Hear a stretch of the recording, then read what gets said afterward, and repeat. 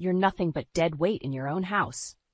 Jenna's piercing words cut through the air like a dagger, striking at the core of my being. My heart pounded as I watched her face contort with rage, spewing vitriol at my husband, Ron, and me. It was supposed to be a simple family dinner, but the tension had been building for weeks.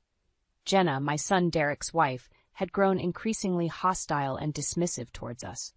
She had always been a bit of a firecracker, but her behavior had taken a drastic turn for the worse. "Why should we have to put up with this?" she continued, her voice dripping with disdain. "You two are a burden, and it's time you realized it." Ron reached out to her, his gentle demeanor a stark contrast to her fury. "Jenna, please, let's not escalate this any further." But it was too late. The veil had been lifted, revealing the true nature of our once-beloved daughter-in-law. "Don't you dare try to placate me, old man." She spat. "You and your pathetic wife have worn out your welcome in this house." Derek, my son, sat in stunned silence, unable or unwilling to intervene. It was as if he didn't recognize the woman he had married. I couldn't take it anymore. "How dare you speak to us like that?" I said, my voice trembling with rage and disbelief. "We are your family, and we have given everything to support you and Derek." Jenna let out a derisive laugh.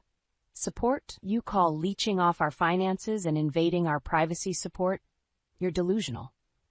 Her words stung like a slap in the face.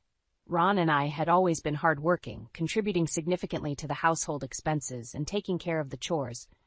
But Jenna's manipulation had twisted the truth, making us seem like a burden rather than the loving family we had always been. I looked to Derek, hoping he would step in and defend us, but he remained silent, his head hanging low. Jenna sneered at us. "It's time for you to pack your bags and get out. This is our home, and we don't need you here anymore." As she stormed out of the room, leaving a trail of anger and confusion in her wake, I couldn't help but wonder what had happened to the sweet, responsible young woman we had once welcomed into our family. It was as if a dark veil had been lifted, exposing the true Jenna, cold, manipulative, and utterly devoid of compassion. Ron and I sat in stunned silence, our hearts heavy with the realization that the happy family we had cherished was nothing more than an illusion. The road ahead would be long and difficult, but one thing was certain: we would not allow Jenna's tyranny to continue unchallenged. The next few days were tense, to say the least. Jenna's outburst had created an unbearable atmosphere in our home. Ron and I treaded carefully, trying to avoid further confrontation, but it was clear that the damage had been done. Jenna's behavior became increasingly erratic. She would go from periods of sullen silence to outbursts of rage, lashing out at us for the smallest perceived offenses. "What's the matter with you, Jenna?" Derek asked one evening, his voice strained. "You've been acting so strange lately." Jenna shot him a withering glare. "Don't pretend you don't know what's going on, Derek. Your parents are the problem, not me." "But they've done nothing wrong," Derek protested. "They're just trying to help us out." "Help?" Jenna let out a harsh laugh. "They're nothing but a burden, and you're too blind to see it." Derek shook his head, his frustration evident. "I don't understand what's gotten into you. This isn't like you at all." "You're right, Derek," Jenna said, her voice dripping with contempt. "This isn't the me you thought you knew. That was just an act, and now the real me is coming out." Ron and I exchanged a worried glance. Jenna's words sent a chill down my spine. Had our entire relationship with her been a lie? The tension continued to escalate in the following days, with Jenna becoming increasingly hostile and volatile. She would deliberately ignore us or make cutting remarks, shattering the illusion of the perfect family we had once believed in. It all came to a head at a family dinner, where Jenna's behavior reached a new low. As we sat around the table, she began to berate us, her words laced with venom. "You two are nothing but leeches, sucking the life out of our family." She spat. "You're a constant drain on our resources and our happiness." "Jenna, please," Ron pleaded, his voice shaking. "We've always contributed our fair share. Why are you treating us like this?" "Because you deserve it," Jenna snarled. "You're both pathetic and weak, clinging to your son and his wife for support. It's time you learned your place." I couldn't believe the words coming out of her mouth. This was the woman who had once professed her love and admiration for us, who had promised to be a loyal and devoted family member. But now, her true colors were on display, and they were darker than we could have ever imagined. Derek tried to intervene, but Jenna shut him down with a withering glare. "Don't you dare defend them, Derek. They're not worth it." As Jenna stormed out of the room, leaving us in a state of shock and disbelief, I realized that our family was in crisis. We had been blind to Jenna's true nature, and now we were paying the price. But I was determined not to let her manipulate and control us any longer. It was time to take action and reclaim our dignity. In the aftermath of Jenna's outburst, Derek seemed to be questioning everything he thought he knew about his wife. He confided in me that he was struggling to reconcile the woman he had married with the one who had been tormenting us. "Mom, I just don't understand what's going on with her," he said, his voice heavy with confusion and pain. "It's like she's a completely different person." I placed a comforting hand on his shoulder. "I know, honey. Her behavior has been shocking, to say the least." "I need to get to the bottom of this," Derek said, a newfound determination in his eyes. "There has to be an explanation for why she's acting this way." I nodded, hoping that he would find the answers he was seeking. I had long since given up trying to make sense of Jenna's actions. A few days later, Derek approached me with a grim expression on his face. "Mom, I hired a private investigator to look into Jenna's past," he said. "What they uncovered is disturbing." My heart sank as he began to reveal the details of Jenna's history. It seemed that her manipulative behavior was nothing new. She had a pattern of latching onto wealthy families and exploiting them for her own gain. "She's been involved in multiple scams and fraud cases," Derek said, his voice shaking. "She's even been married before, to a wealthy businessman who she cleaned out before leaving him penniless." I couldn't believe what I was hearing. "But how could she have hidden all of this?"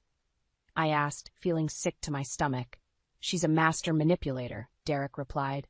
"She presents herself as a perfect devoted partner, but it's all an act. She's been playing me this whole time." As the full scope of Jenna's deceit became clear, Derek's face crumpled with anguish. "I can't believe I let her do this to us," he said, burying his head in his hands. "I should have seen it coming."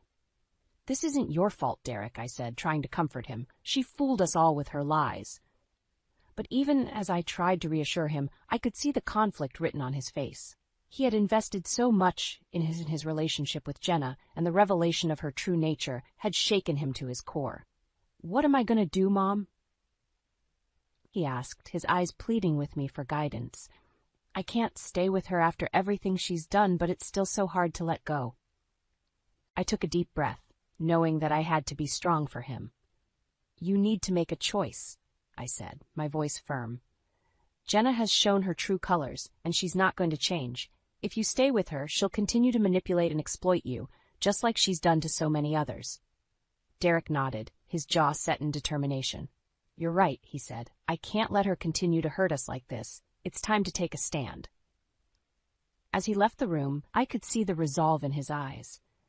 Jenna's web of lies was finally unraveling, and we were going to make her pay for the pain she had caused our family.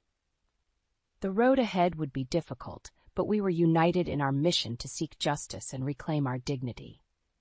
In the weeks that followed, the tension in our household reached a boiling point. Jenna's hostility seemed to escalate with every passing day, as if she were determined to make our lives a living hell. It all came to a head when I suffered a minor injury while doing yard work. Nothing too serious, but it left me with a sprained ankle and limited mobility. Jenna, of course, saw this as an opportunity to further torment us. "You know, with your injury, it might be better if you and Ron moved in with us for a while," she said, a sickly sweet smile plastered on her face. "We wouldn't want you to struggle with the stairs and getting around the house." I narrowed my eyes, sensing the ulterior motive behind her offer. "That's very kind of you, Jenna, but we'll manage just fine." "Nonsense," she insisted, her voice dripping with false concern. "It's the least we can do to help out our family." Derek, sensing my hesitation, stepped in. "Mom, Jenna's right. It might be better if you and Dad stay with us for a bit until you're back on your feet." I glanced at Ron, who shrugged helplessly. We both knew that fighting Jenna's suggestion would only lead to more conflict. "Fine," I conceded, trying to hide my reluctance. "If you insist."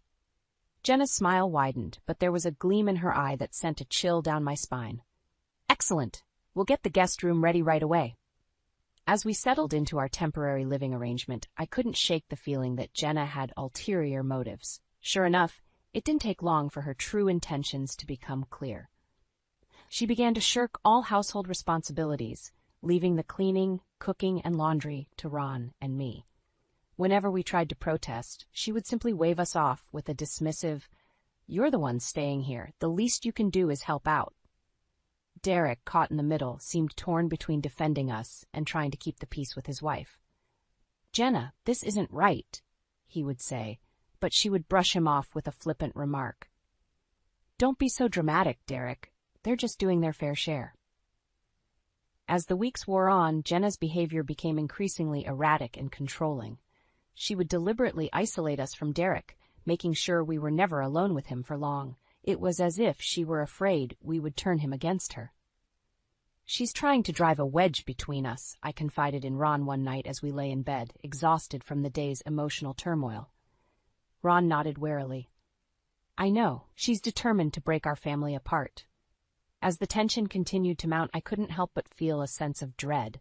Jenna's manipulative tactics were pushing us to the breaking point, and I feared that soon something would have to give. Little did I know that the worst was yet to come. Jenna's harassment seemed to know no bounds. As the days wore on, her tactics became increasingly brazen and cruel.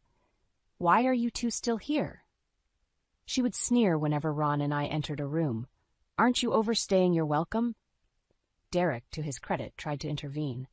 "Jenna, that's enough. They're my parents, and they have every right to be here." But Jenna would simply laugh in his face. "Oh, Derek, always the dutiful son. When are you going to realize that they're using you?" Ron and I would exchange helpless glances, our hearts breaking as we watched our son caught in the crossfire. Jenna's behavior grew increasingly erratic and unpredictable. She would go from periods of cold silence to outbursts of rage, lashing out at us for the smallest perceived offenses. "What's the matter with you?" Derek would plead, his eyes filled with anguish. "Why are you treating them like this?" "Because they deserve it," Jenna would shout, her face contorted with fury. "They're nothing but leeches, draining the life out of our family." I couldn't believe the venom spewing from her lips. This was supposed to be the woman who had promised to love and cherish our family, but now she seemed hell-bent on destroying us. The breaking point came one evening as we sat down for dinner. Jenna, as usual, had shirked all responsibility for preparing the meal, leaving it to Ron and me to cook and serve. As we all sat down at the table, Jenna looked around with a sneer. "What's this? You two couldn't even be bothered to set the table properly?" I bristled at her accusation. "We did our best, Jenna. If you have a problem with it, maybe you should have helped out." Jenna's eyes flashed with rage. "How dare you speak to me like that in my own home?" she snarled. "You ungrateful old hag." Before I could respond, Jenna slammed her hands on the table, causing the dishes to rattle. "That's it. I've had enough of you two dragging us down. It's time for you to pack your bags and get out." Derek jumped to his feet, his face flushed with anger. "Jenna, stop this. They're not going anywhere." But Jenna ignored him, her eyes boring into me with an intensity that sent shivers down my spine. "You have 24 hours to gather your things and leave," she said, her voice low and menacing. "If you're not out by then, I'll have the police remove you." Tears stung my eyes as I watched Derek wrestle with his emotions, torn between defending us and trying to reason with his wife. As Jenna stormed out of the room, leaving a trail of destruction in her wake, I knew that the time for passivity was over. We had tried to reason with her, to appeal to her better nature, but all our efforts had been in vain. Ron and I exchanged a look, a silent understanding passing between us. We had endured enough. It was time to take a stand and reclaim our dignity. "Pack your bags," I said to Ron, my voice steely with determination. "We're leaving this house, and we're not going quietly." From that moment on, there was no turning back.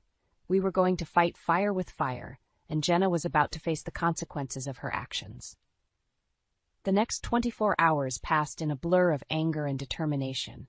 Ron and I wasted no time in packing our belongings, our hands trembling with a mix of rage and sorrow. "I can't believe she's doing this to us," Ron said, his voice thick with emotion as he folded his clothes into a suitcase. "After everything we've done for her." I shook my head, my jaw clenched. "She's shown her true colors, Ron. We can't let her continue to walk all over us like this." As we packed, we could hear the sound of raised voices coming from the living room. Derek and Jenna were engaged in a heated argument, their words punctuated by the occasional crash of something being thrown or knocked over. "Can't believe you're kicking them out."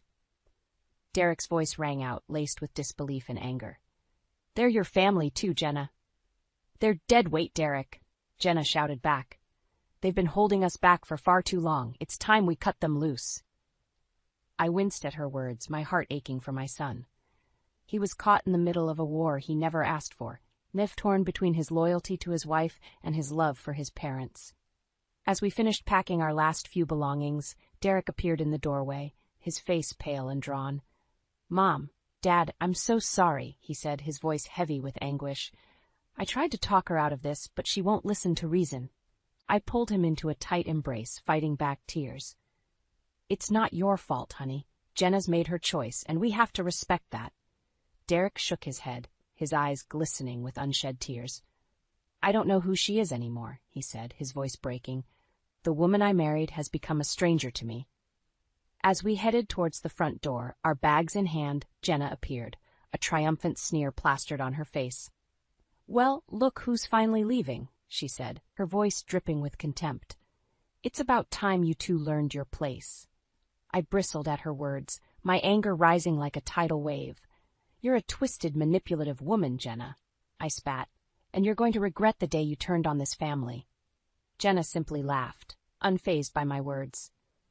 "Empty threats, as always. You two have no power here. This is my house, and I decide who stays and who goes." As she spoke, I caught a glimpse of Derek standing behind her, his face twisted into a mask of anguish and conflict. It was as if he were watching the slow destruction of everything he had believed in, powerless to stop it. With one final glare at Jenna, Ron and I turned and walked out the door, our heads held high. We had been forced out of our own home, but we refused to let her see our pain. As we loaded our bags into the car and prepared to drive away, I couldn't help but feel a sense of finality wash over me. Our ties to Jenna had been severed, perhaps for good. But in that moment, I knew that we had made the right choice. We had reclaimed our dignity and refused to be victimized any longer. As we pulled away from the house, leaving our old life behind, I glanced in the rearview mirror and caught a glimpse of Derek standing in the doorway, his shoulders slumped in defeat. It was a painful sight, but it only strengthened my resolve. We were free of Jenna's tyranny, and now it was time to focus on the next chapter of our lives. The road ahead would be difficult, but we were determined to make her pay for the pain she had inflicted on our family. The days following our departure from the house were filled with a tense silence. Ron and I had found temporary refuge in a modest apartment, but the weight of what had happened hung heavy in the air. Derek had remained distant, no doubt struggling to come to terms with the fracturing of his marriage. I longed to reach out to him, to offer comfort and support, but I knew he needed time to process everything on his own terms. It wasn't until a week later that he finally came to see us, his face etched with anguish and determination. "Mom, Dad, we need to talk," he said as we ushered him into the small living room. "Of course, honey," I replied, my heart aching at the sight of his pain. "What's on your mind?" Derek took a deep breath, as if steeling himself for what he was about to say. "I've made a decision," he said, his voice steady. "I'm leaving Jenna." Ron and I exchanged a glance, equal parts surprised and relieved. "Are you sure about this, son?" Ron asked, placing a comforting hand on Derek's shoulder. Derek nodded, his jaw set. "It's the only choice I have left. Her behavior has become too much to bear, and I can't continue living with someone who treats my family with such cruelty and disrespect." As he spoke, the full weight of his decision seemed to hit him, and his eyes glistened with unshed tears. "I thought I knew her," he said, his voice breaking. "But the woman I married is gone, replaced by someone cold and heartless." I pulled him into a tight embrace, fighting back my own emotions. "I'm so sorry, Derek," I said, my voice thick with sorrow. "No one should have to go through what you're experiencing." Derek pulled back, his face hardening with resolve. It's not just her treatment of you and Dad, he continued.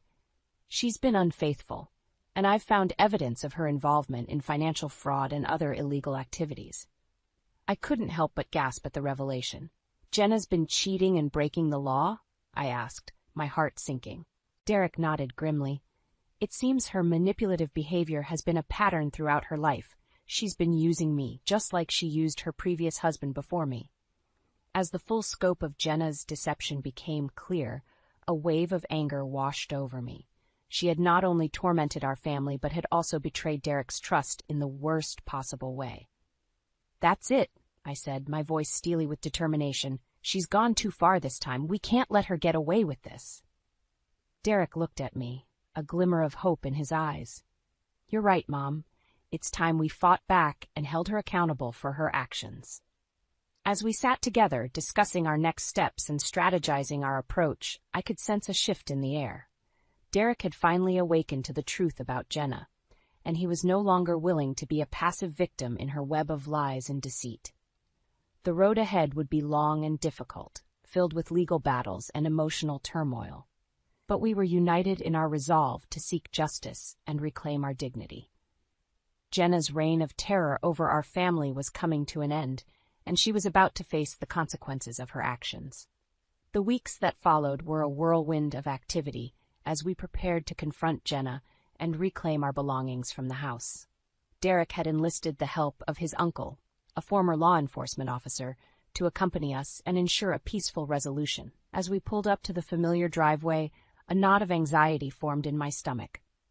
This was it, the final showdown with the woman who had wreaked so much havoc on our family. Remember, stay calm and don't engage with her unless absolutely necessary, Derek's uncle Tom instructed us. We're just here to retrieve your belongings and leave. Any confrontation should be avoided. Ron and I nodded, our jaws set with determination. We had come too far to let Jenna's mind games derail us now. As we approached the front door, it swung open and Jenna appeared, her face contorted into a sneer. Well, if it isn't the prodigal family returning, she spat, her voice dripping with contempt. Derek stepped forward, his shoulders squared. We're not here to cause trouble, Jenna, he said, his voice steady. We've come to collect our belongings and leave, that's all. Jenna's eyes narrowed as she took in the presence of Tom. Who's this, then? Your muscle to try and intimidate me? She let out a harsh laugh. Don't bother. You're not scaring anyone. Tom remained impassive, his years of training evident in his calm demeanor. Ma'am, we're not here to cause any problems. We just want to retrieve the belongings and be on our way. Jenna's eyes flashed with rage as she turned to Derek. You really think you can just waltz back in here and take whatever you want? She snarled. This is my house, and you have no right to anything in it. Derek held up a hand, his face hardening. That's enough, Jenna. You know full well that many of those belongings are my parents' property. We're not leaving until we get them back.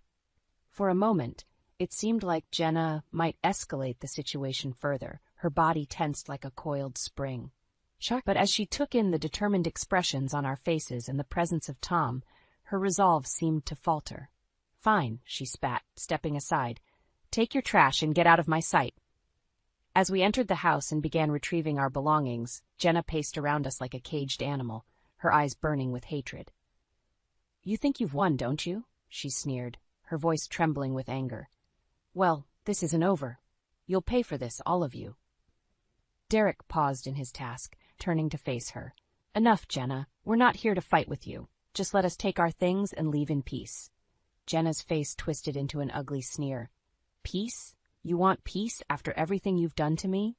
She let out a bitter laugh. You're all pathetic. You'll regret this, mark my words. As we loaded the last of our belongings into the car, I couldn't help but feel a sense of relief wash over me. The battle was won, and Jenna's reign of terror had finally come to an end. As we drove away, leaving Jenna's angry shouts behind us, I glanced in the rearview mirror and saw her standing on the porch, her hands clenched into fists at her sides. In that moment, she looked small and powerless, her threats ringing hollow. We had reclaimed our dignity and refused to be bullied any longer. Jenna's downfall was complete, and she was left alone to face the consequences of her actions. The road ahead would be long and difficult, filled with legal battles and the emotional turmoil of Derek's divorce. But we were united in our resolve to seek justice and rebuild our lives, free from the tyranny that had once threatened to destroy us. As we drove into the sunset, I couldn't help but feel a sense of hope and determination. We had faced adversity head-on and emerged victorious, and now it was time to move forward, stronger and more resilient than ever before.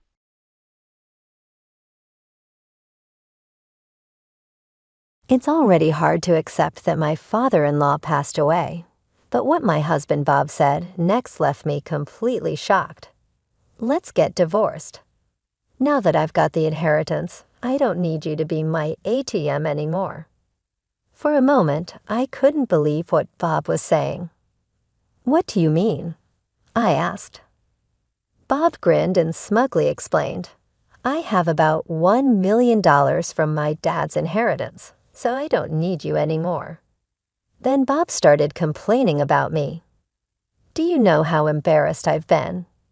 I had high hopes because my dad arranged our marriage, but I was disappointed to end up with someone as plain as you. Well, why did you marry me then?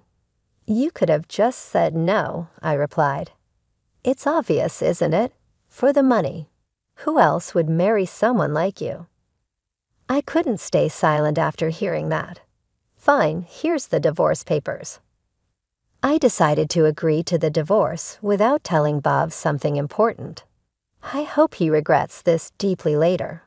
My name is Catherine Smith, and I'm 42 years old. I run a fashion company. I married Bob, who is 2 years younger than me, 2 years ago. Our marriage was arranged. Bob is the son of Mr. Smith, the CEO of a company I've worked with for many years. Being an only child, it seemed Mr. Smith initially intended for Bob to succeed him. But Bob showed no interest and wasn't particularly good at his job, so Bob quickly dropped out of the running for successor and just worked as a regular employee. What attracted me to Bob was his laid-back nature. Since childhood, people often told me I was too serious and lacked spontaneity. I was often praised for being studious, but some people found me too stiff. Some of my ex-boyfriends even told me, "You're not fun. It's like I'm dating a boss." It was heartbreaking, but I always thought maybe I was too serious. Being labeled as inflexible was a common occurrence.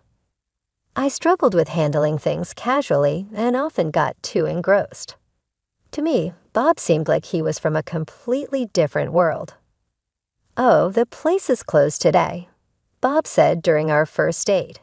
He had recommended a restaurant, but it was closed when we got there. Now, I would have been flustered by such an unexpected situation, but not Bob. "Let's just go to that diner over there," he said, effortlessly changing plans. For someone as rigid as me, his response was a revelation. I thought by being with him, I could also become adaptable. That's why I decided to marry him. Many people were against our marriage. Some even suggested I could find someone better. Even Mr. Smith, my father-in-law, wasn't very enthusiastic. "Are you sure you want to take on my son? It feels like I'm burdening you with him," he asked. Back then, I felt no one really understood Bob's worth. But maybe they were right. Soon after we got married, Bob quit his job without consulting anyone. He just stopped going to work. When both I and Mr. Smith asked him why, Bob casually said, "Why do I need to work if you are making money for both of us?" My father-in-law and I were so taken aback that we didn't know what to say. Why would he rely solely on me for income?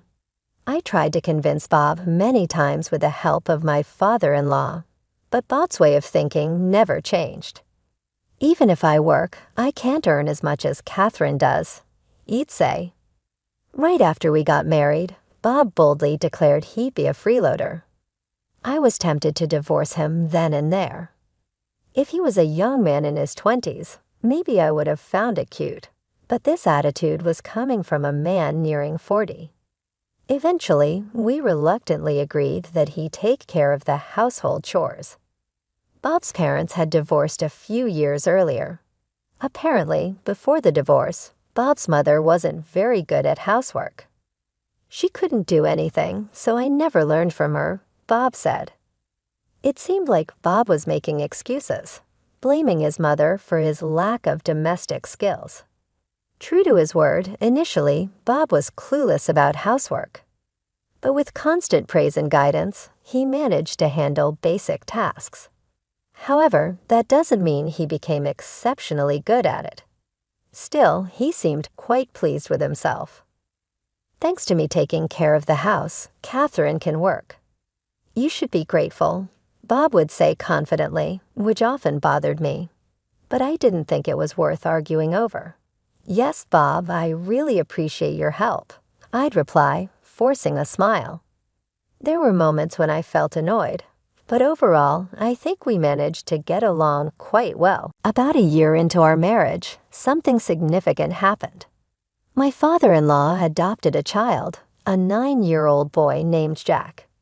Jack seemed like an ordinary boy, but my father-in-law isn't someone who makes decisions without reason. So why did he suddenly adopt Jack? One day, when we were alone, I asked him. He replied, "Promise you won't tell anyone," and then explained. It turns out Jack was the child of an employee my father-in-law was fond of. They had a close relationship, but tragically, Jack's parents died in an accident. They had eloped, and Jack didn't have any close relatives to rely on. Otherwise, he would have ended up in foster care. While my father-in-law wasn't sure if Jack would be happy with us, he decided to adopt him, hoping it would be for the best. I see. That's very kind of you. Although Bob and I didn't have children, we had quite a bit of freedom. Please rely on me if you need anything, I said. My father-in-law smiled warmly upon hearing that. Thankfully, afterward, he did rely on me from time to time, just as I had offered. On nights when he couldn't make it back from work or had pressing commitments, I took care of Jack. At first, Jack was a bit hesitant, but he quickly warmed up to me. He's either very friendly or trying hard to fit in. Thinking about it made me feel somewhat emotional. Bob, on the other hand, wasn't happy about the situation. It seemed he wasn't welcoming toward Jack. I could understand his mixed feelings, knowing his father took in a stranger. But when I tried talking to Bob, it turned out he had a completely different concern. Adopting him? What's he thinking? This is going to cut into my inheritance. I was hoping to get everything, he said. I couldn't believe my ears. Bob wasn't conflicted about Jack. He was worried about the inheritance. I'm going to talk to Dad about this. I'm not cool with it, Bob said. One day, Bob said this and went to confront his father. When he returned after a while, to my surprise, he was in a strangely good mood. I cautiously asked a smiling Bob, "How did it go?" He replied, "Oh, it's all good. My share isn't changing." Huh, what do you mean? I asked. I always thought that even if someone is adopted, they still get the same stuff from family when someone dies. What's happening? Noticing I didn't understand, Bob explained proudly. Dad's making Jack give up his right to get stuff when he's gone. It's because I'm his real son. I was surprised. Could the father-in-law who talked about Jack so nicely really be planning to give him nothing? Something seemed wrong. I wasn't sure, but Bob seemed happy about it, saying, "I'm glad." Well, if my father-in-law says so, there must be a reason. Anyway, he's still young. We won't deal with his stuff for a long time. Maybe I'll divorce Bob before then. Who knows? I was thinking about this casually, but things changed quickly. A year later, my father-in-law had an accident and didn't come back. I didn't expect to lose him so soon. I knew him longer than I knew Bob. He was a good man in his job and at home. Hearing the news was sad. I couldn't stop crying, feeling a deep sense of loss. My eyes were swollen and my head hurt, but I made myself get ready for the funeral. Bob was supposed to be the one mourning the most, but he seemed distant. He wasn't really feeling it. His dad had died suddenly. Maybe he was so shocked he couldn't believe it was happening. So I took charge to organize everything for my father-in-law's farewell. Since Bob seemed distant during the funeral, I held back my tears as best I could. But the hardest part was seeing Jack cry. Bob, on the other hand, didn't shed a tear. I found it strange. Instead of being sad, he seemed fidgety or even happy. Later, I figured out why. "Bob, something seems off with you. Aren't you sad about your dad?" I wanted to express my worry about his lack of tears, but his response surprised me.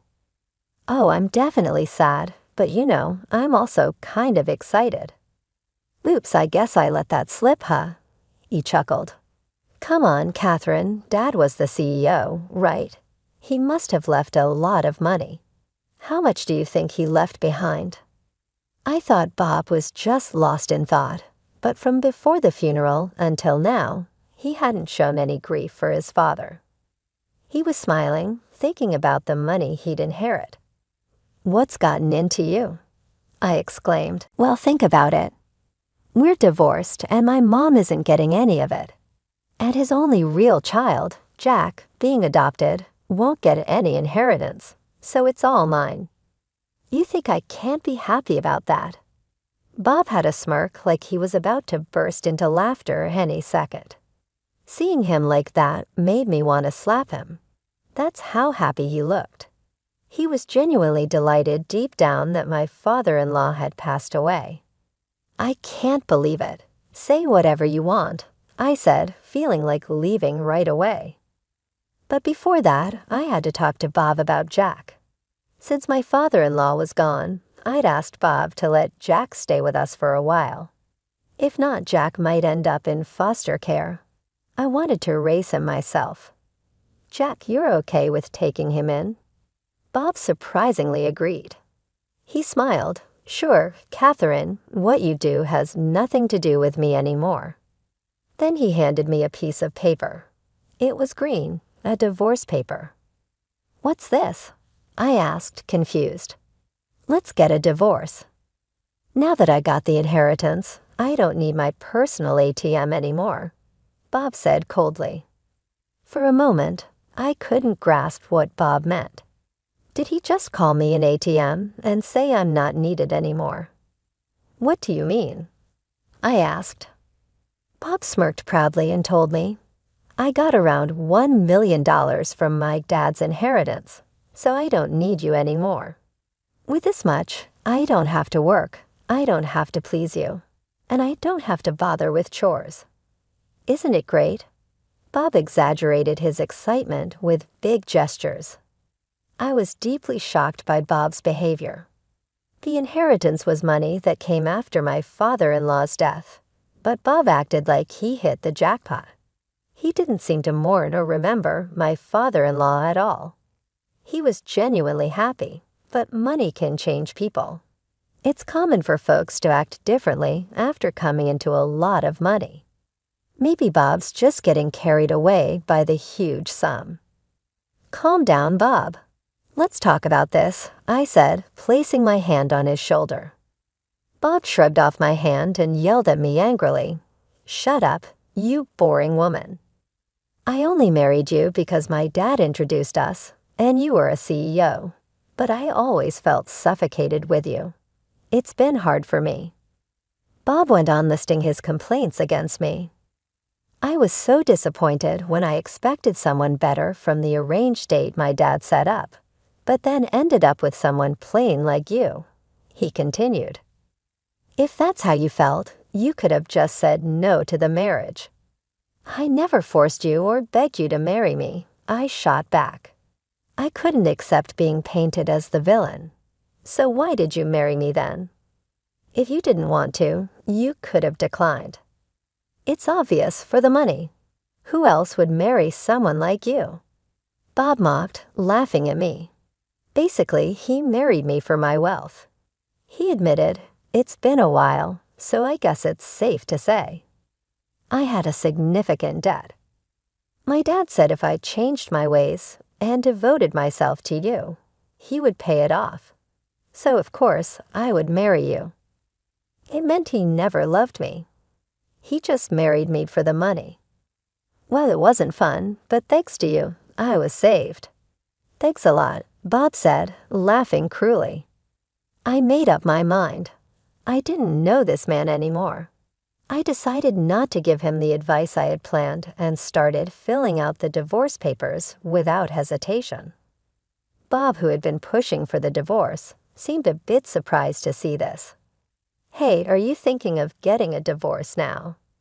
"Fine, here's the divorce papers," I said after writing them, feeling a sense of accomplishment. Now we were total strangers. Yeah, whatever happens now doesn't concern the other. You can live with that kid, Jack, and I can hang out with younger women. We're free. Bob was ecstatic. From what I could see, he hadn't cheated during our marriage, which surprised me. I never suspected it, but that was interesting. "Bob, if you were this happy about it, you should have divorced sooner." I had my reasons. I wanted the money. Bob carelessly stuffed the divorce papers into his bag and left the house in a hurry. I didn't feel right staying in the house where I'd lived with Bob. I thought about starting fresh somewhere new with Jack. It seemed like a good time to sell the house and move. I wanted to live close to my parents' place. I think it would help both Jack and me. Jack would have to change schools, but he said that's okay. It's a bit sad, but now we can look for a new place without any reservations. Finding a new place was a bit tricky, but after thinking it over, I made a decision. What mattered most were the short distance to my parents' place and the great location. It's expensive, but considering Jack, I believe it's the best option out there. Jack came along to see the property, and his eyes sparked at the sight of the luxurious house. It's spacious and beautifully decorated, with lots of storage space, which was important to me. Surprisingly, it even has a pool. I didn't really need one, but seeing Jack so excited made it worth it.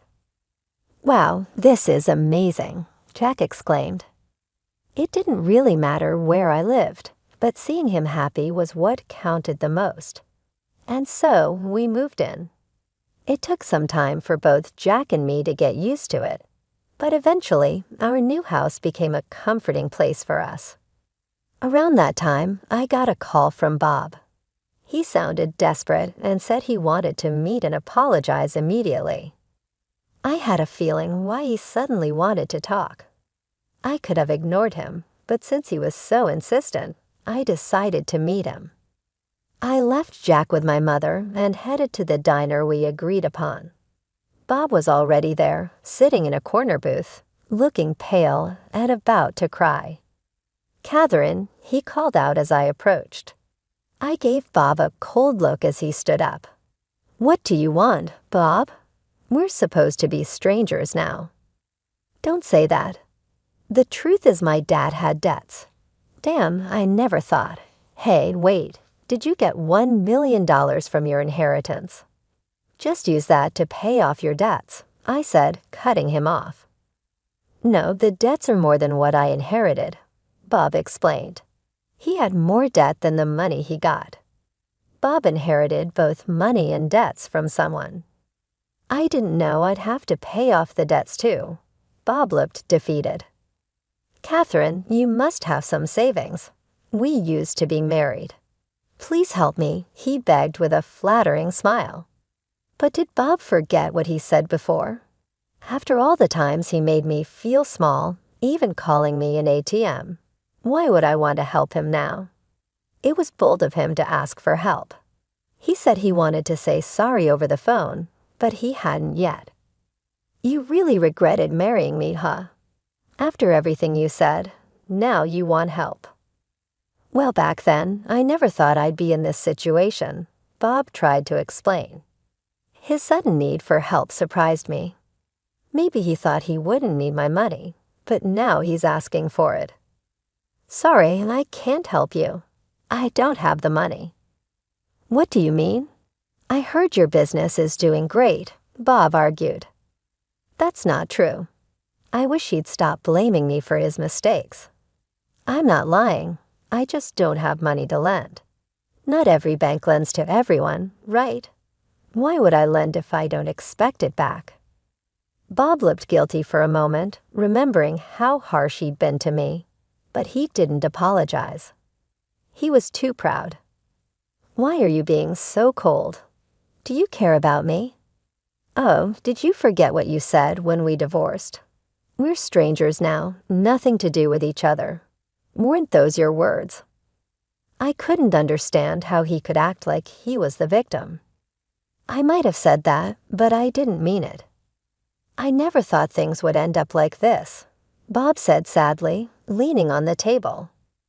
I thought about the life insurance, but my dad's lawyer said I'm not the beneficiary. Oh, really?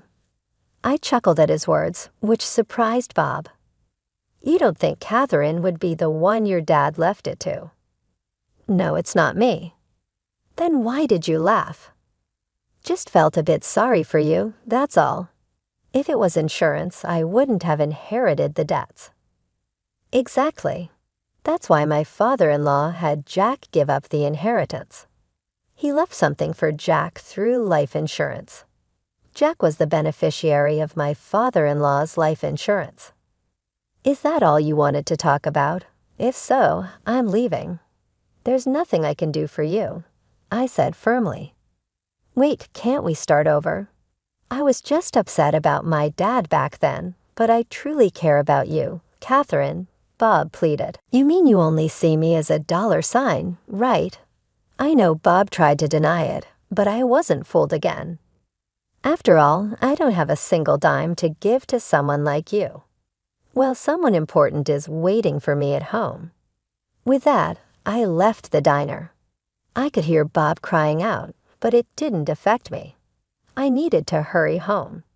Jack might be hungry, or maybe he got something from his grandma. I quickly headed to the subway station. As for Bob, I heard he's working multiple part-time jobs to pay off his debts. With no work experience, qualifications, or motivation, he couldn't get a full-time job anywhere. I once saw him working at a convenience store while I was on my way to a client. He looked much older and thinner, quite shocking. Bob, who had been relying on others, was now facing the consequences. There's no sympathy for him. On the other hand, I'm living peacefully with Jack. We even argue sometimes now. It's saddening when Jack ignores me after a fight, but I try to see it as a sign that he's opening up to me. I plan to support him until he can stand on his own 2 feet. That's probably what my father-in-law wished for, and it's my goal in life now.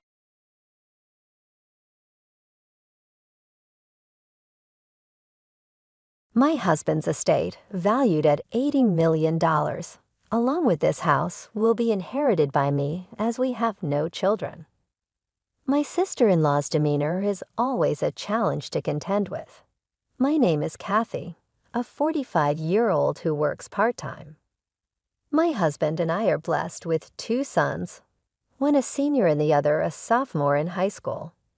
The older one is currently preparing for his college entrance exams, aspiring to follow his passion for law. His ambition was ignited at a tender age, likely influenced by my brother Oliver, who is a seasoned lawyer. A few years back, Oliver established his own law firm, which my eldest son admires greatly. From his early years, my son demonstrated a knack for academic excellence, a trait that Oliver wholeheartedly encouraged upon learning of his nephew's aspirations. Whenever they meet, my son reaffirms his goal to emulate his uncle's legal career, to which Oliver responds with a warm chuckle, urging him to swiftly pursue his dreams and walk in his footsteps. When my brother, who was married but childless, came to visit, he delighted in playing with my sons and showering them with affection. His wife, a woman a decade his junior, kept her distance from our family, rarely gracing our home with her presence. As a result, our interactions with her were few and far between. My brother and I endured the loss of our parents at a young age, leading him to step into a parental role when I was on the brink of marriage.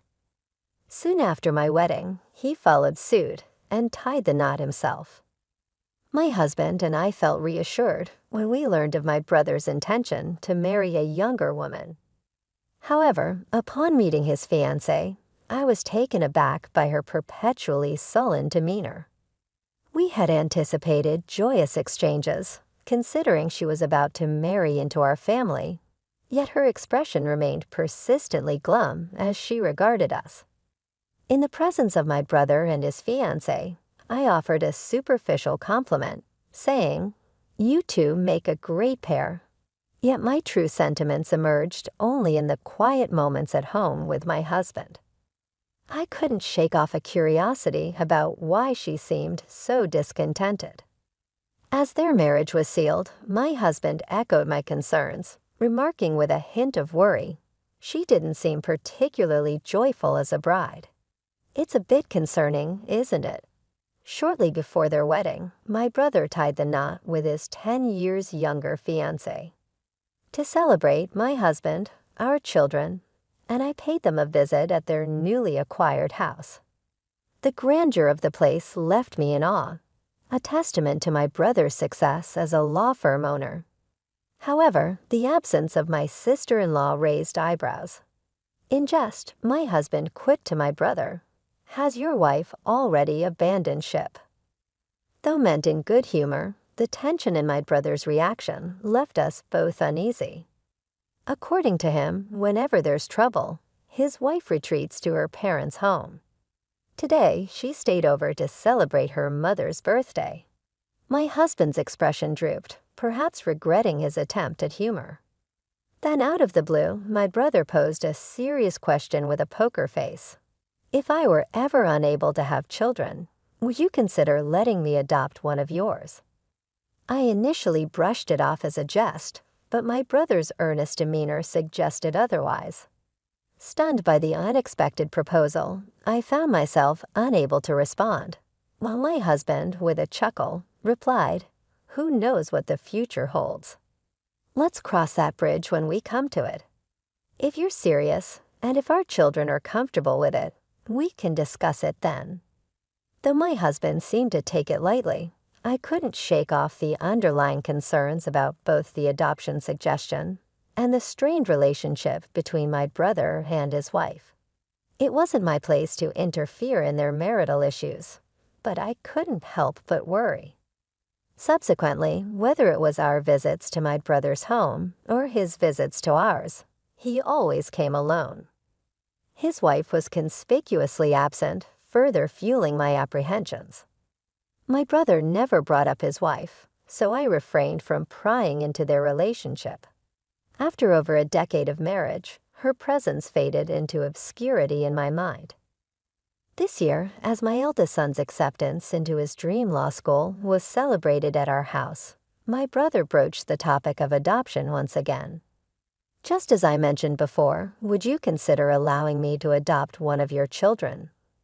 he inquired. Their inability to conceive led him to revisit the idea. The last time we discussed it, they were newlyweds, so there was no urgency. Yet this time, my brother's tone conveyed seriousness. Despite the weight of the proposal, my husband's response was swift and nonchalant. "Would you prefer our eldest son, considering his ambition to become a lawyer, equipped?" While my husband's manner seemed casual, I remained cautious, mindful of the profound impact such a decision would have on our sons' lives. Even though my brother, their uncle, would be adopting them, I couldn't shake the worry about my sister-in-law's potential treatment of my sons, who wouldn't be her own flesh and blood. Seeking reassurance, I cautiously asked my brother, "Is your wife on board with the adoption?" His response, accompanied by a wry smile, was somewhat comforting. "Don't fret over her. We've discussed it already," he assured me. While I felt relieved knowing they had addressed the matter, I couldn't reach a decision immediately. Instead, I resolved to involve my sons in a discussion and let them weigh in, considering they were already in high school and capable of making their own choices. We left the matter unresolved that day, but a few days later, I received an urgent call from my brother's lawyer's office. They informed me that he had collapsed and was rushed to the hospital. Frantically, I made my way there, only to find the law firm staff anxiously awaiting news. It appeared my brother had suffered a stroke at work and was now unconscious. Once I arrived, the law firm staff departed, leaving me to confront the worrying situation alone. The law firm staff also mentioned they couldn't reach my sister-in-law. I tried calling the landline but received no answer, and I didn't have her cell phone number. Eventually, my husband and younger son arrived, but still there was no luck reaching her. It was my younger son who stumbled upon a smartphone amidst my brother's belongings. With some effort, we managed to unlock it and began searching for her contact details. When she finally picked up the call from that phone, her response was laced with anger. "I warned you not to call again." "I'll take legal action," she snapped. Attempting to convey urgency amidst her tirade, I interjected, "It's Kathy, Oliver's sister. My brother has collapsed and is in the hospital." Her tone softened upon realizing it was me on the line. "Oh, I'm terribly sorry. I mistook you for Oliver. You said he collapsed?" she inquired. After updating her on my brother's condition and the hospital he was admitted to, her response took a surprisingly casual turn. "I'm unable to come to the hospital right now due to prior commitments." "Please keep me informed," she requested before abruptly ending the call. I couldn't help but wonder if my sister-in-law had more pressing matters to attend to, especially considering her husband's illness.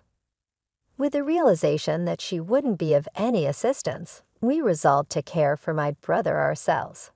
Since my eldest son had completed his university entrance exams and was spending most of his time at home, he took on the responsibility of visiting my brother daily on my behalf. Despite our efforts, my brother remained unconscious and in critical condition. However, my sister-in-law never reached out or made an appearance at the hospital. Nearly a week after my brother was admitted, I made another attempt to contact her. This time, she answered the phone promptly, her tone oddly cheerful. "What's the matter?" "Is he dead?" she exclaimed, lacking any semblance of empathy. Struggling to contain my anger, I responded calmly, "He's still alive." "Why haven't you visited him at the hospital?" Her response, dripping with indifference, only fueled my frustration. I'm neither a doctor nor a miracle worker. "There's nothing I can do for his recovery," she retorted dismissively. Her callous demeanor pushed me over the edge, and I hung up the phone, unable to suppress my growing rage. Suspicions began to brew within me regarding my brother's motives for wanting to adopt one of my sons. It dawned on me that perhaps he had resigned himself to the idea of not having children with his wife, indicating possible discord in their marriage. Curiosity led me to inquire about how they met after their marriage was finalized. My brother revealed they had been introduced through a marriage counseling agency. The revelation stirred a mix of emotions within me, especially the notion that my sister-in-law may have married my brother solely for the security of his profession as a lawyer and the promise of a comfortable life. This thought fueled my indignation further, but when I confided in my husband, his response cut deeper. If Oliver were to pass away in his current state, his wife would inherit the entire estate, given their lack of children, he remarked callously. As my brother joined us to celebrate my eldest son's recent achievements and broached the topic of adoption, I couldn't shake the suspicion that perhaps this interest stemmed from considerations of inheritance rather than genuine familial intentions. I wished I could have reached a decision then and there, but the situation left me feeling powerless. After my brother's departure that day, I casually broached the topic with my 2 sons. To my surprise, my younger son expressed eagerness to be adopted, viewing it as a ticket to an easier life under Oliver's wing. Unlike his older brother, he seemed content to go with the flow, lacking clear aspirations for the future. I had anticipated my eldest son, who admired his brother, to follow suit, but his response caught me off guard. "I don't want to be adopted," he declared firmly. "As the eldest, it's my responsibility to take care of you, Mom and Dad." His words filled me with pride, yet I couldn't shake the feeling that my eldest son, with his ambition to become a lawyer, was the more suitable candidate for adoption. Although I longed to initiate the adoption process on behalf of my unconscious brother, circumstances thwarted my efforts.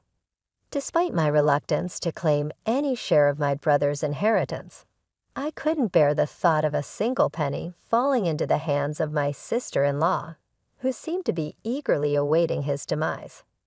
I could only hold on to the hope of my brother's recovery, but it never came to fruition. Days later, he passed away, leaving me with the solemn duty of informing my sister-in-law. "My brother has passed away. Can we arrange a funeral?" I conveyed the somber news.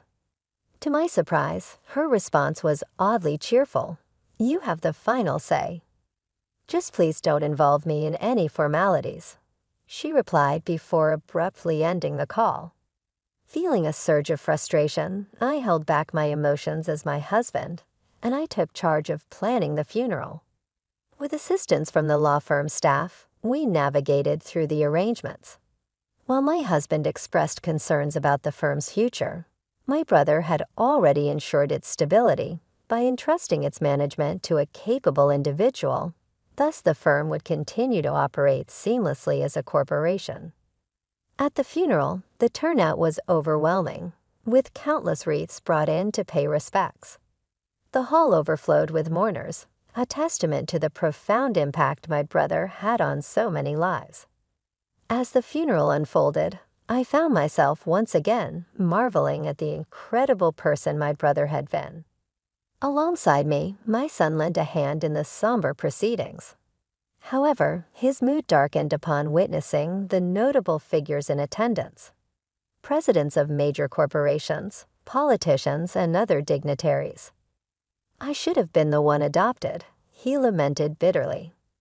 I never realized how remarkable he truly was. My husband and I empathize with his sorrow, understanding the weight of his realization. As I fulfilled my role as a pallbearer, no one questioned the absence of my sister-in-law, nor was it brought up in conversation. I couldn't help but wonder if we were the only ones privy to the knowledge of my brother's marriage. They hadn't had a wedding ceremony. Instead, they simply embarked on a honeymoon.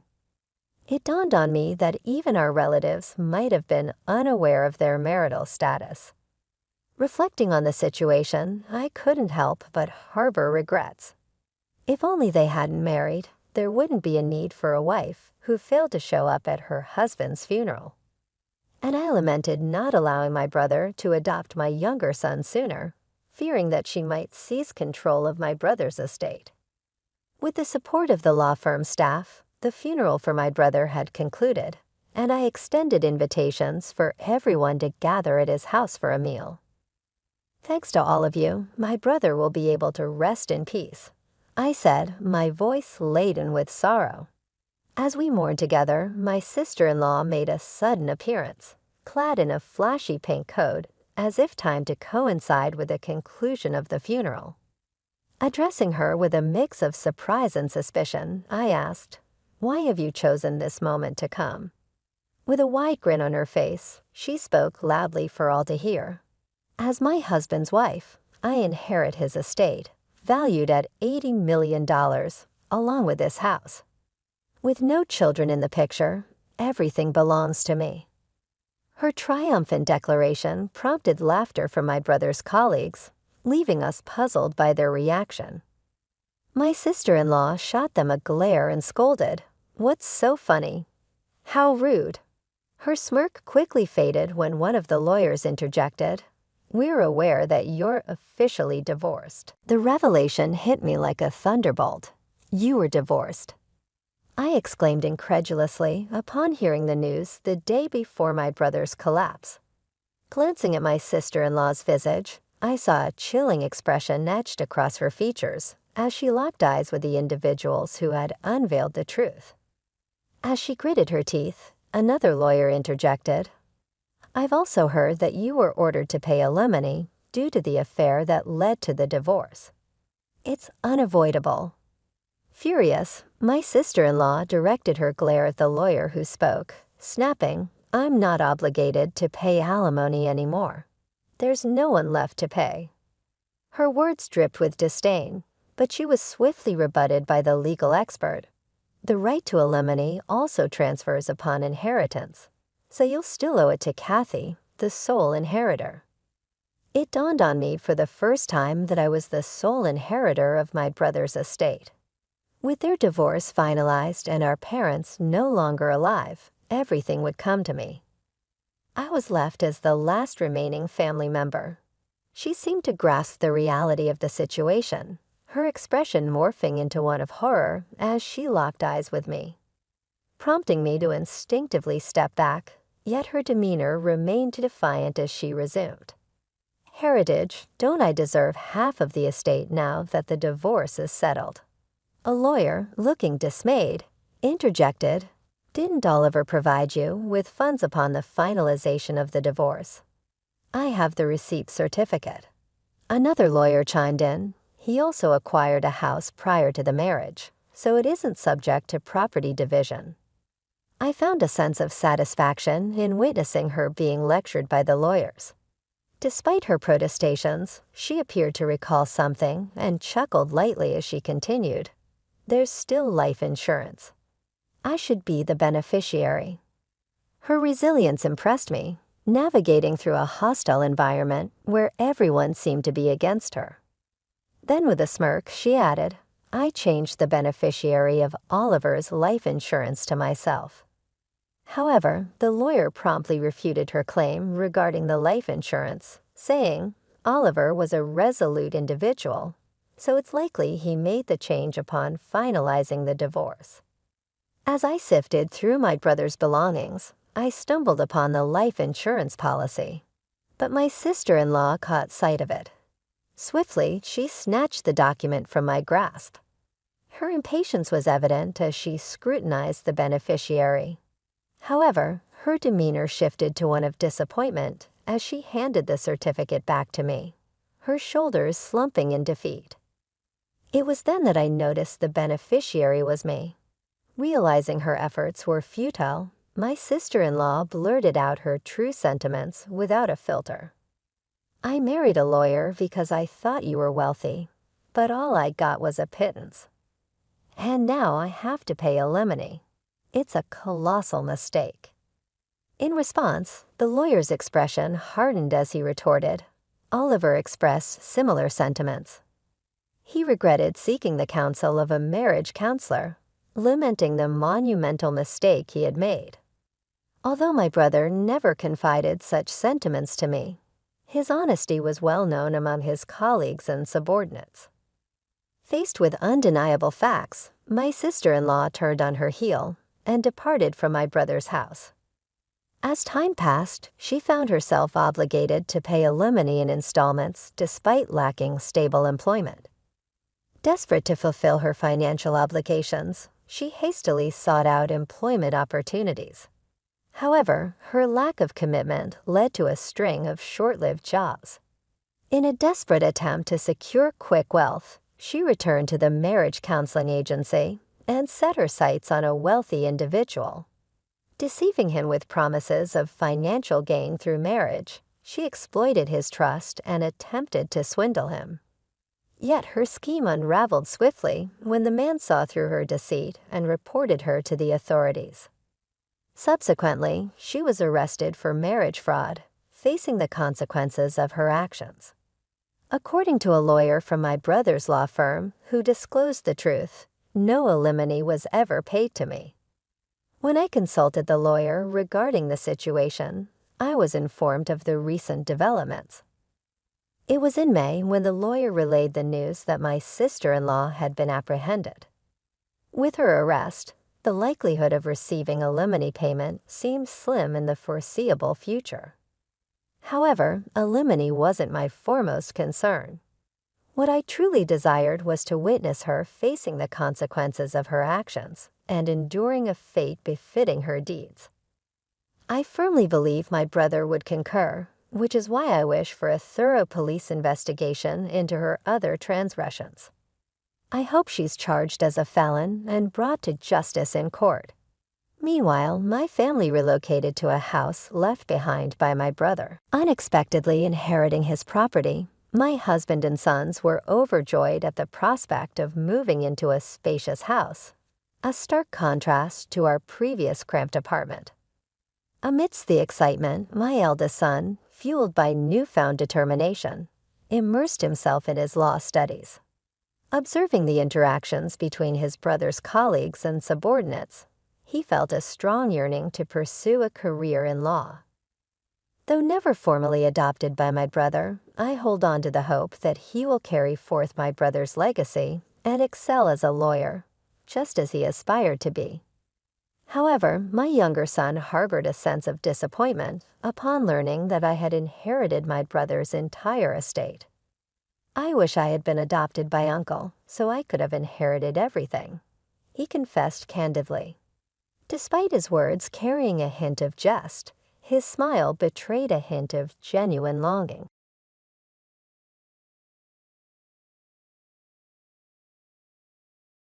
I won't pay. Wait, Ava, wait.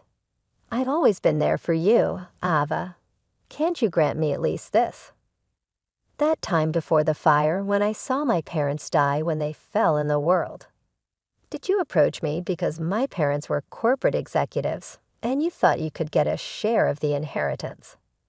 No, that is not true. 706, so it wasn't lucrative enough for you. So what if it was? But it's not only that I also care about you, but it was just about the money for you. You wanted a wife with a good income so you could marry and live a perfect life. I never said that. You wanted a kid so that I couldn't go just yet. I deserve the same. I've devoted myself to you. I've always done as you asked me. And this you did because you've accomplished your goals. I'm glad we don't have kids. I am Ava. I've been married to John for 8 years. We don't have children.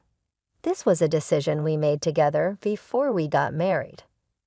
I work as a consultant and love my job. John wanted kids, but he had no intention of being involved in parenting. He couldn't shake off the idea that childcare is a woman's job and naturally assumed I would be the one raising them. I understand how you feel, John, but I'm not planning on having children. Why not? Because I want to continue with my career. But children need their mother's love. It's not about being a mother or anything like that. Children should be loved and raised by everyone. I can't do that right now. I'm happy you want to marry me, but if you want children, it might be complicated. You should choose to be with someone else. Someone else? I can't even think about it. I want to marry you too, John, but this is something I just can't compromise on. He seemed very serious, and the topic of children came up several times after that. I still want to marry Ava. If I'm with Ava, I guess I can live without children. Is that so? And maybe one day we might want children, right? Don't expect that. Whether I will want children or not isn't something I can say now. We talked thoroughly and decided to get married. Both my parents and his parents understood our decision, and I think our married life has been fulfilling. My husband and I met in college. I was in my 3rd year when he joined the club as a freshman, and that's how our relationship started. We both loved movies and were part of a film critique club, engaging in various discussions. Since we liked the same genres, we often went to movies together. One day, he asked me out, and that has led us to where we are now. I loved him too and thought he would be the one I'd marry. But life is once only. I didn't want to compromise on such a big decision as marriage. I didn't tell my husband, but when he said, "Maybe one day you'll want children," he was exactly right. I'm not opposed to having children. It's just not the right time yet. I wanted to dedicate my time to my job, but saying that would give my husband hope. I felt it would be like tricking him into marriage by saying, "Maybe I'll want them someday." So I thought I must avoid that. And now, after 8 years of marriage, we still don't have children. I'm beginning to feel like focusing on my job for another 2 years, building my achievements and skills before thinking about children. Of course, I haven't told my husband this. Raising his hopes would trivialize the serious decision he made 8 years ago. Our marriage has been good these past 8 years. However, one phone call would drastically change our lives. It was a call from the police. My parents had been in an accident and taken to the hospital. I rushed there but couldn't be with them in their final moments. They were laughing and healthy when we had dinner at their house a week ago. I had talked to my mother on the phone 3 days prior, and she sounded fine. Yet there they were, lying cold and expressionless. I couldn't accept it. My husband was there to comfort me in my grief.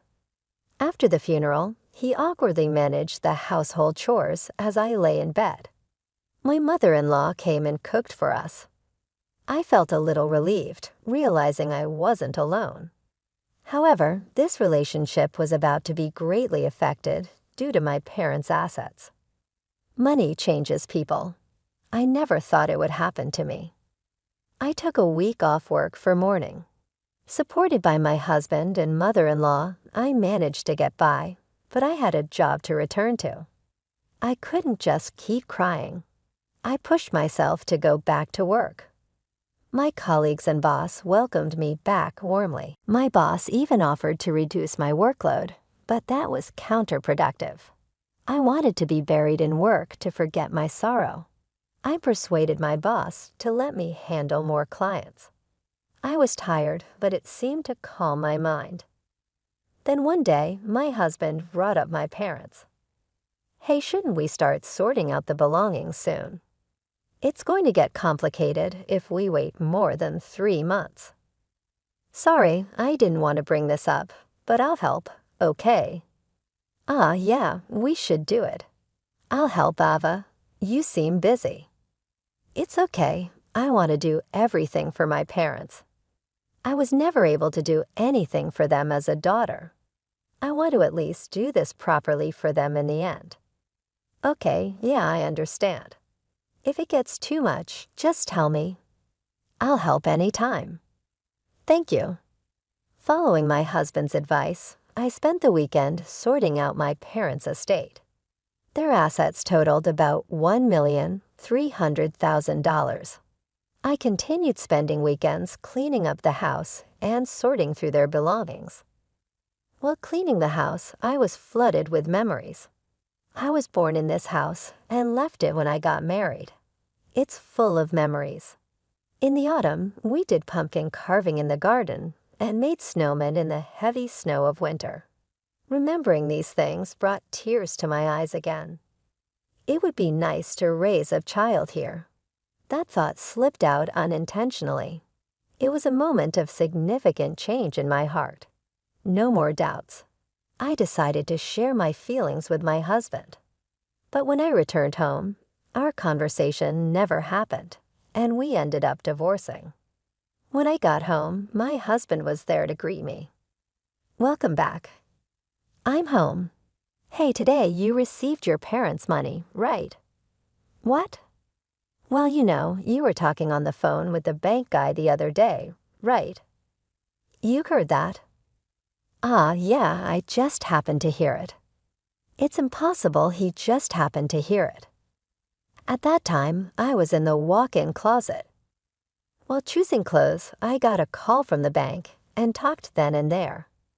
Unless my husband entered my room, he couldn't have heard anything. Normally, we don't enter each other's rooms, but that means he must have entered my room at that time. What is this feeling of unease? I was so happy until just a moment ago. Your parents' inheritance was $1,300,000, right? What? I didn't tell you, did I? Ah, well, I saw a note lying around. That's a lie. I did write a note, but it's inside my schedule book. That means he snooped through it. I haven't received it yet. Oh, is that so? Yeah, you know I'm swamped with work right now, so I haven't gotten around to it. I see. My husband didn't ask anything more, but he seemed restless. Am I just being paranoid? It can't be that he's dazzled by my parents' inheritance. He was kind to me when I was distraught. That just can't be. I tried to convince myself of that, but the next day my belief was easily shattered. My in-laws came to our house uninvited, revealing their true nature. I'm home. Welcome back, Ava. Huh, mother-in-law and father-in-law too. You're here too. Yes, of course. Today is a celebration after all. What celebration, Mom? Wait a minute, I told you Ava hasn't received the inheritance yet. Oh, but it's already decided she will, right? So it's fine. What are you talking about? Oh my, hasn't John told you? We're planning to rebuild our house. What is that? So sorry, I wasn't aware. Oh, well, that's okay. We're counting on the money, dear. What? We're planning to use your parents' inheritance to rebuild our house. The mother-in-law started talking about something I hadn't even agreed to. My parents were both corporate executives. My husband, believing they left a significant inheritance, had told his parents we would rebuild their house and live together, using my parents' inheritance to cover the costs. That's ridiculous. Who would agree to such a thing? I won't pay. Wait, Ava, wait. I've always been there for you. Can't you grant me this one wish? I was there for you when your parents died, wasn't I? Did you approach me because my parents were corporate executives and you thought you could get a share of the inheritance? No, that's not it. I remembered something. You asked a lot about my parents before we started dating, didn't you? What was that about? Well, so it was all about the money from the beginning. So what if it was? But it's not just that. I care about you. You wanted a wife with a good income so you could have an easy life. I never said that. You thought if we had a child quickly, I wouldn't be able to leave. That's only fair. I've devoted myself to you. I've always done what you wanted. You listened to me. That was just preparation for fulfilling your ambitions.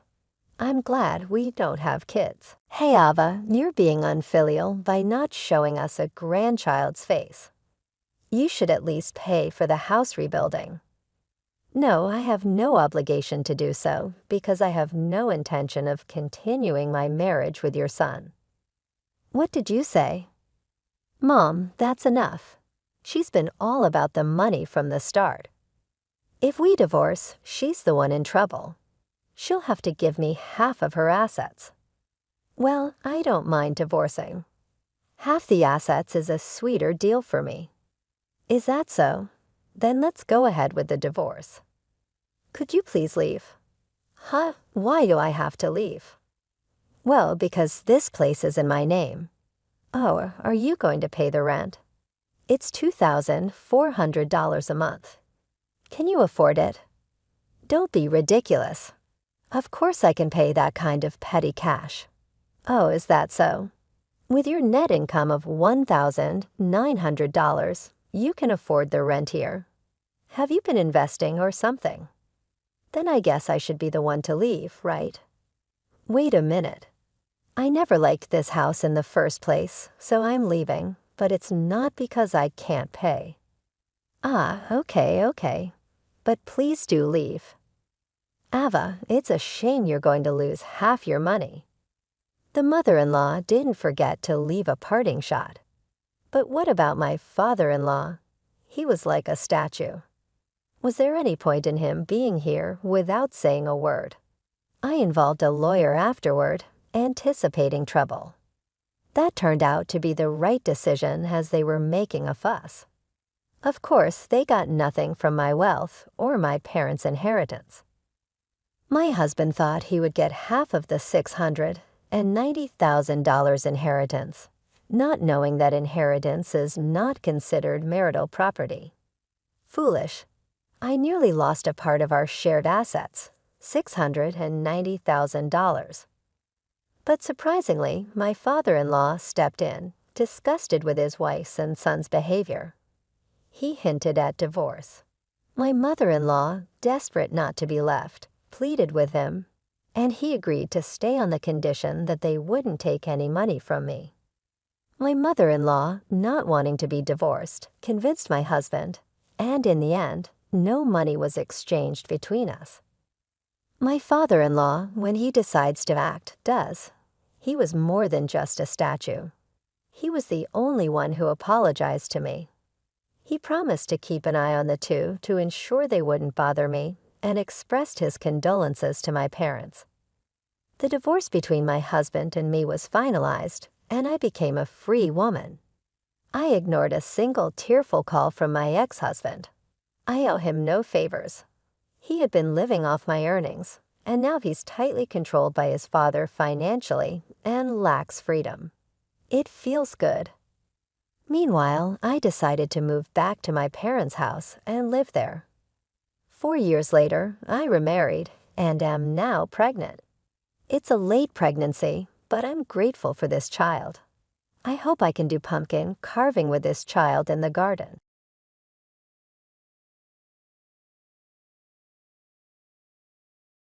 I'm an elite banker, so I deserve to remarry a beautiful and competent girlfriend. Being with a gloomy woman like you is bad luck for me. I'm divorcing a useless person who doesn't earn a penny. How can you say that? What about our child? What are you planning to do? You take care of Lily. I'm going to have a new child with my mistress. Left by my husband with my daughter, and to make matters worse, he started talking about remarrying after getting his mistress pregnant. Fed up with my husband's attitude, I decided to divorce. The divorce went through smoothly, but I had other important things to do. I went to my husband's workplace to handle an important procedure where my husband and his mistress, smirking, approached me. "Did you miss me so much that you came to my workplace? Haha, you must have come to withdraw savings since you don't have money as a housewife, right?" Facing the two of them looking down on me like trash, I told them with a cold expression, I came to withdraw $6 million. Upon learning that I had won a large sum from a lottery ticket I bought on a whim, my husband desperately begged for my forgiveness, completely changing his tune. My name is Emily. I am currently 32 years old. My childhood dream was to become a caregiver. I wanted to be helpful to people. After graduating from high school, I attended a specialized school for care welfare and successfully passed. I was able to fulfill my childhood dream. Working as a caregiver was hard, but I found great fulfillment in being thanked by the patients. One day, I was invited to a mixer by a close coworker. There I met Ethan. My first impression was, wow, he's handsome. I wanted to talk to him, but he seemed like the cool, quiet type, and I wondered if he disliked such events. However, as luck would have it, we were headed in the same direction afterward. As we walked to the station together, I found he was surprisingly talkative, and we had a great time. Ethan was just shy, not cool or anything. I found that gap endearing. We quickly became close and decided to get married. However, through mutual acquaintances, I later learned that Ethan had another girlfriend at the time. I was shocked to discover it was a case of two-timing, but I only found out after we were married. Regardless, I believed he had chosen me purely out of love. In the early days of our marriage, we enjoyed watching sports and going to the movies on our days off, fully enjoying our newlywed life. Buying lottery tickets became a shared hobby. It started when we first stumbled upon a lottery ticket vendor while going to a sports event. We bought a sports lottery ticket on a whim. Surprisingly, we won. It was probably beginner's luck. It wasn't a huge amount, but we got quite into it, buying small amounts regularly. For example, we'd buy tickets on days considered lucky, or if my horoscope was good that day. It was one of the few hobbies we both enjoyed. By our 4th year of marriage, we wanted a child but were having trouble conceiving. We were considering fertility treatments when we discovered I was pregnant. That's great, Emily. We're finally going to be parents. When I confirmed the positive pregnancy test, my husband was teary-eyed with joy. I'm so happy. But we can only be sure after going to the OB/GYN, right? I'm so anxious, but somehow I feel everything will be okay. It's just a hunch. The next day, I nervously went to the OB/GYN. The doctor confirmed on the ultrasound, "Congratulations, you are pregnant." I could see for myself that I was indeed pregnant. I was so happy that I immediately emailed my husband from the hospital's waiting room. I'm pregnant, just entered the 5th week. Once we're in the safe period, we need to tell both our parents. The email was read immediately, and he replied, "Really? That's great. I'm so happy. Thank you, Emily. Please take care getting home." He usually takes a while to respond, but he must have been really happy this time. I returned home savoring my happiness. That night, "It's going to be exciting from now on, Ethan. Do you want a boy or a girl?" Tough choice. I'd be happy with either, but if it's a girl, I might be too sad when she gets married. If it's a boy, it'd be fun to play a lot while he's small. Well, yeah. But if it's a girl, I'd love to talk about love stories with her. We had such light-hearted conversations while eating dinner. Soon after, we found out the baby's gender. Throughout the pregnancy, my husband supported me, and although it was tough, I had a happy maternity life without any major problems. Time flew by, and I safely gave birth to a lovely baby girl we named Lily. We talked about overcoming challenges together as a couple. But after the pregnancy and birth, I quit my job. Originally, I worked as a caregiver, which was physically demanding and involved night shifts, so continuing was difficult. However, my husband's attitude changed drastically after I became a full-time housewife. When we both worked full-time, we shared household chores. But once I became a housewife, he would say things like, "You've been at home all day, right? Why haven't you cleaned? You must be bored, right? Make more elaborate meals." And started to berate me with his attitude like that. Our marital relationship gradually weakened.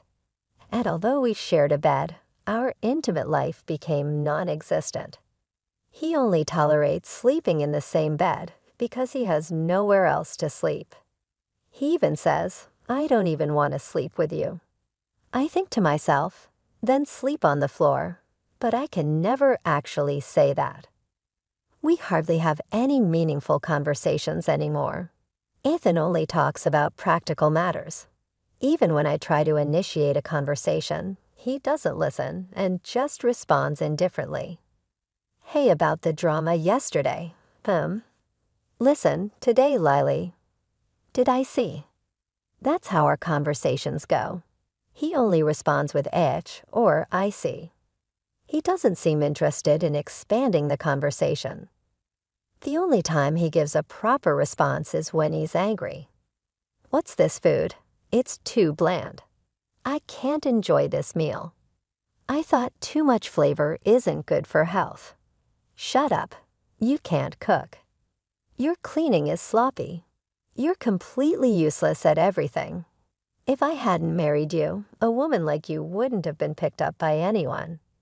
He often says things like that. Eventually, he even treats our 3-year-old daughter Lily coldly. Daddy, look. Lily drew this. She shows him a drawing of him, but he just dismisses it with, "Oh, I see." A child wouldn't grow fond of such a father. Still, I try hard not to upset him and avoid fights. But lately, I've been thinking, Emily thought, am I just a housemaid under the guise of a housewife? At home, he's like this, but he works at a major bank. My friends envy me, saying, "Wow, a banker husband. You're so lucky, and he seems to love you so much." Indeed, Ethan is good at keeping up appearances. Once at a friend's wedding, he said in front of everyone, "Emily is great at cooking, cleaning, and laundry. She's a really good wife." Hearing this, my friends were all excited, exclaiming, "Wow, that's so sweet."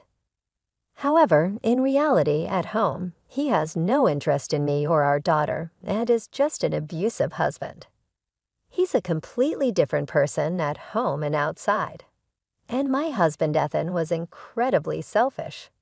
On weekends, he'd leave without saying where he was going, returning home past midnight, never helping with household chores or childcare during the week. I never knew when he'd finish work. He'd come home late without any explanation. And if I asked, he'd snap, "What I do and where I go is none of your business. Just be grateful that an elite like me brings money home." He'd even say, "You're always at home, but can't handle household chores. A useless person like you has no right to complain to an elite like me. You've lost all your charm and don't look like a woman anymore, just using childcare as an excuse." I was devastated and cried when he first said that. Despite that, I didn't give up and tried to rebuild our relationship. But with Ethan hardly ever home and always in a bad mood in the mornings, our lives just drifted apart. This led to a de facto separation within our home. Others might think I should just get a divorce. Indeed, the thought of divorce had crossed my mind many times. But as a full-time housewife, could I raise my young daughter Lily alone? Would I be able to find a job quickly if I started job hunting now? I worried about whether I could fulfill Lily's wishes like attending classes or going to college and provide her with a comfortable life. One day, I was at the supermarket alone buying groceries. Then I saw a lottery stand in the corner with a sign that said, "Lucky Day." Emily thought I used to buy lottery tickets with Ethan when we saw that sign. Those were happy times. I reminisced about the happier days, but those seemed like a distant past now.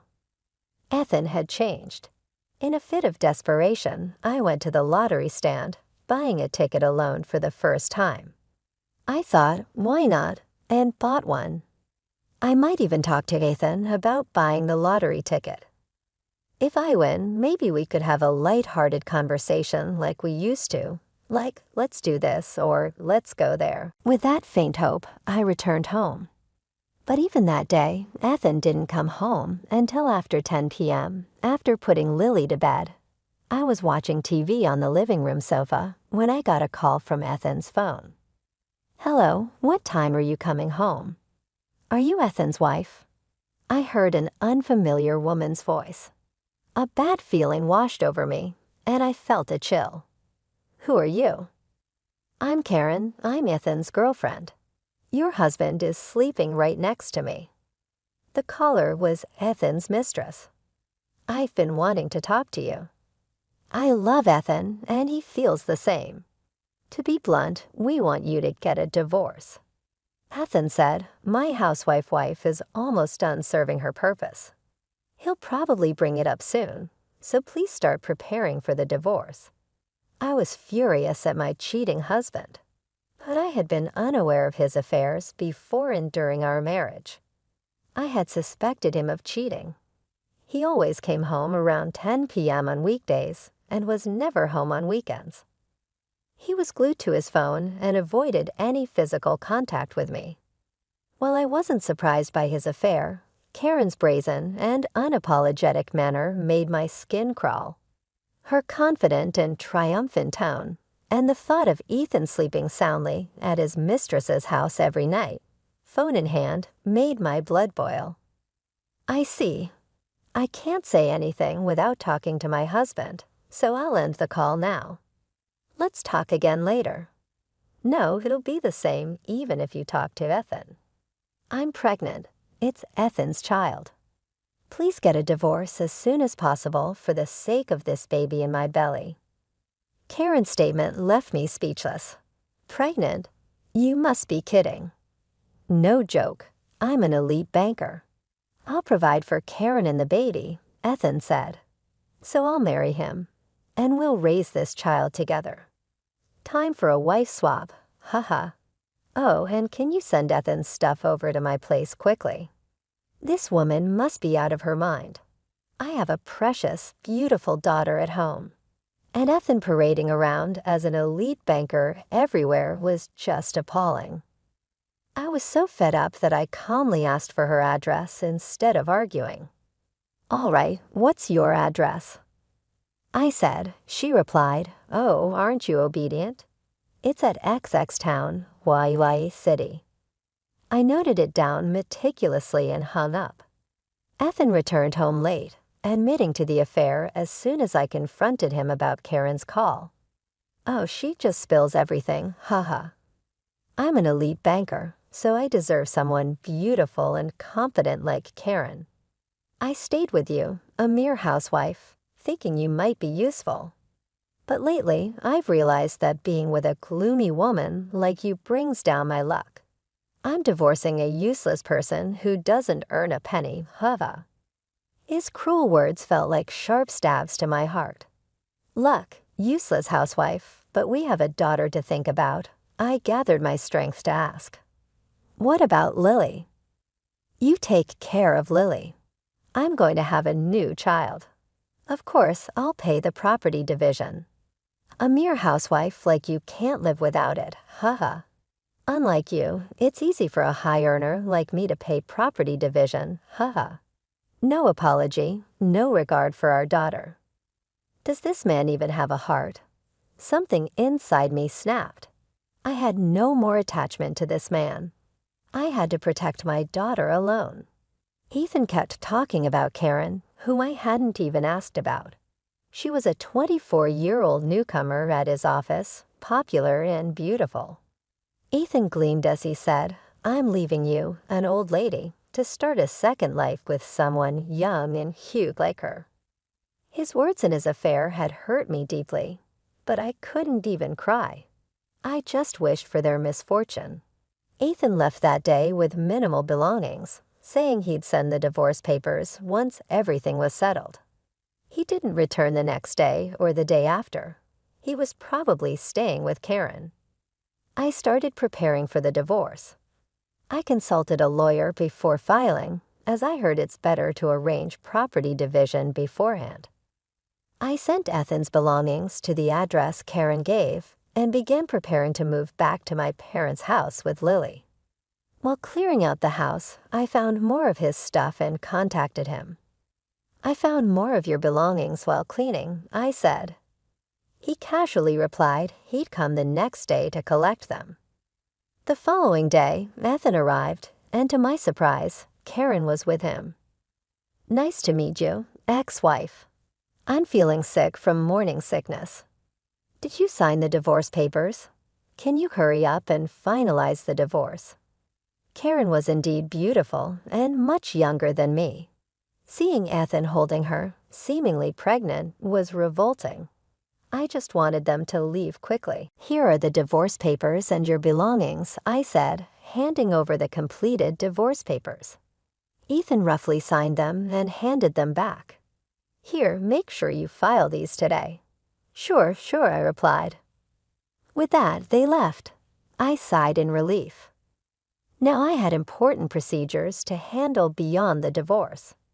The divorce with Ethan was finalized, and I received a lump sum property division payment.